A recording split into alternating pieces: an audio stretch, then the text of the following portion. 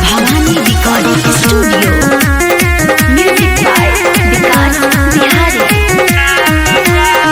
गावे में पवन हिलावे में खेसारी केहू में ऐसा ना बा कलाकारी। अरे सुनो हो, गावे में पवन हिलावे में खेसारी केहू में ऐसा ना बा कलाकारी। अरे बुझल डायलॉग मारे में बहुते निरहुआ के नाम बा। छपरा जिला के शान बा खेसारी लाल जे कर नाम बा। पूरा भोजपुरियन के जान बा खेसारी लाल जे कर नाम बा। खेसारी लाल जे कर नाम बा। खेसारी लाल जे कर नाम बा।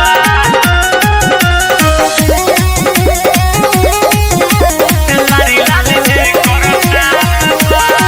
दुनिया जाने बिहारी के नाम से, बाबा हजान उनको अपने ही काम से। कोइले बारे ऐसा न कमावा चाहे ले लोग दिल जान से, दिल जान से। अरे ये सब सच्चाई बा हो। दुनिया जाने बिहारी के नाम से, बाबा हजान उनको अपने ही काम से। कोइले बारे ऐसा न कमावा चाहे ला लोग दिल जान से। रुपया के घमंड न कला के गुमान बा। सही बात बा हो।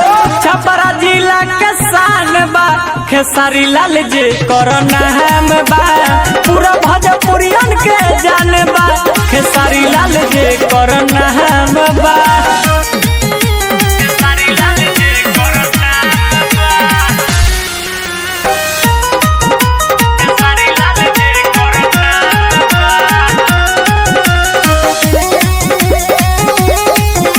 खेसारी लाल जे कर नाम बा।